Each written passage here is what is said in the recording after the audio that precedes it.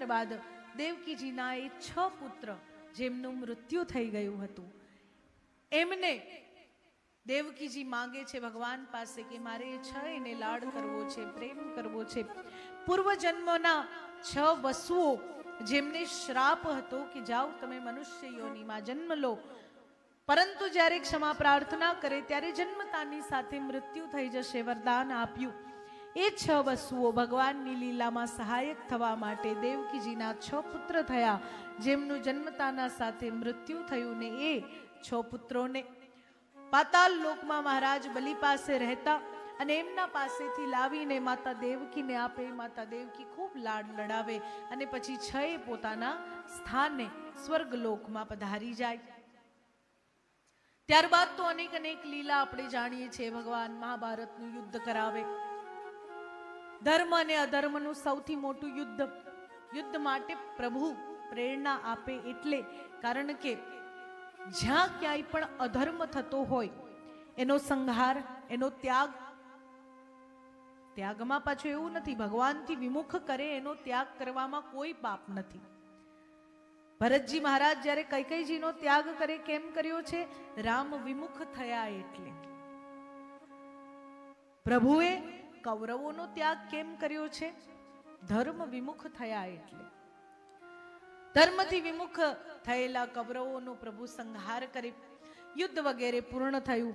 અને એ જ સમય, જે સમયની ચર્ચા આપણે કથાની શરૂઆતમાં કરી હતી, એ જ સમય આવી ગયો છે. મહાભારતનું યુદ્ધ પૂર્ણ થઈ ગયું છે અને ભગવાન પણ પોતાની લીલા સમેટવા માટે, પોતાની લીલાને પૂર્ણ કરી દેવા માટે તૈયાર થયા છે. યદુવંશને ઋષિઓનો શ્રાપ મળે છે. જામવંતી નંદન સાંબ જે પોતાના મિત્રો સાથે જ્યારે કહેવાય ને કે વિનાશ કાલે ચ વિપરીત બુદ્ધિ થાય અને જામવંતી નંદન સાંબે સ્ત્રીનું સ્વરૂપ ધારણ કરી પેટે કપડાનું પોટલું બાંધીને એ ઋષિ મુનિઓ ની પરીક્ષા લેવાની ઈચ્છાથી દ્વારિકાના દ્વાર પર બેઠેલા સંતો પાસે પહોંચી જાય અને સાથે રહેલા મિત્ર પ્રશ્ન કરે કે આ સ્ત્રીને પુત્ર થશે કે પુત્રી? જ્ઞાની અને અંતર્યામી ઋષિઓ જે ક્રોધિત થયા છે ને ક્રોધમાં શ્રાપ આપ્યો છે કે આ પોટલામાંથી યાદવોનું સંહાર કરનાર મૂષળ પ્રગટ થશે. આ શ્રાપ સાંભળીને ભયભીત થયા, પરંતુ મહારાજ ઉગ્રસેન પાસે ગયા, ભગવાન શ્રી કૃષ્ણ પાસે નથી ગયા. મહારાજ ઉગ્રસેને પણ માર્ગ કેવો બતાવ્યો છે કે આ મૂષળના ચૂરા કરીને તમે સમુદ્રમાં ફેંકી દો. એક ટુકડો બચી જાય જેને આખો ફેંકે, જેને એક માછલી ગળી જાય જે જરા નામના પારધીને મળે. ભગવાન શ્રી કૃષ્ણ પ્રભાસ ક્ષેત્ર તરફ પ્રયાણ કરે, બ્રજવાસીઓને પણ બોલાવ્યા છે. પ્રભુ પોતે પણ ગયા છે ને તે સમયે ઉદ્ધવજી મહારાજ ભગવાનને મળવા, પ્રભુના દર્શન કરવા આવે અને પ્રભુને પ્રશ્ન કરે કે પ્રભુ, આપના વગર હવે આ પૃથ્વીલોક પર મનુષ્ય કઈ રીતે જીવશે? ને હવે તો ઘોર કળિયુગ આવી રહ્યો છે.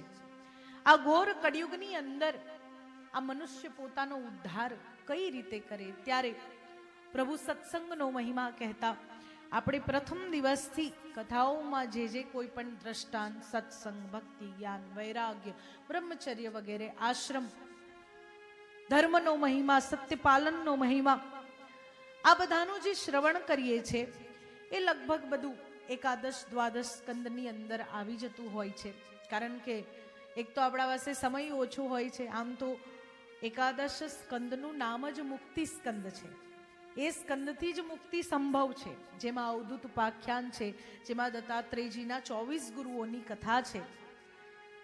24 ગુરુઓની કથા એટલા માટે છે કે આપણને સમજાવે છે કે ગુણગ્રાહી બનો ને હંસ જેવા બનવું જોઈએ.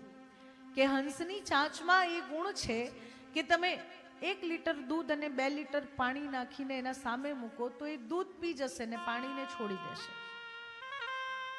એવા ગુણગ્રાહી આ કલયુગમાં બનો.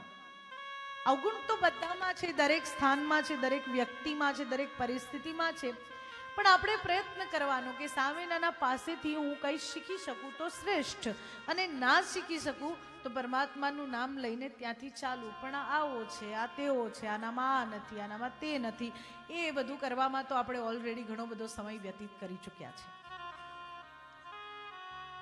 સંપૂર્ણ આપણે સત્વગુણની પ્રધાનતાવાળા નથી બની શકતા. ક્યારેક ને ક્યારેક એ વાતો આવી જાય છે, પરંતુ એ વાત આવે ત્યારે મનને યાદ અપાવો કે ના, મારે આ નથી કરવાનું. મારો જન્મ આ કરવા માટે, નિંદા કરવા માટે મારો જન્મ થયો જ નથી. મારો જન્મ તો પરમાત્માના ગુણાનુવાદ કરવા માટે થયો છે, પરમાત્માની ભક્તિ કરવા માટે થયો છે. પોતાની જાતને વારંવાર યાદ કરાવશો એટલે પ્રભુમાં પ્રીતિ સ્વાભાવિક થશે. અને એકવાર પ્રભુ સાથે પ્રેમ થઈ ગયો, પ્રભુની પ્રીતિ થઈ ગઈ, પ્રભુને આધીન થઈ ગયા, પછી સંસારનો ભય, સંસારને આધીન થવાની ઈચ્છા, આ બધાનો નાશ થઈ જશે.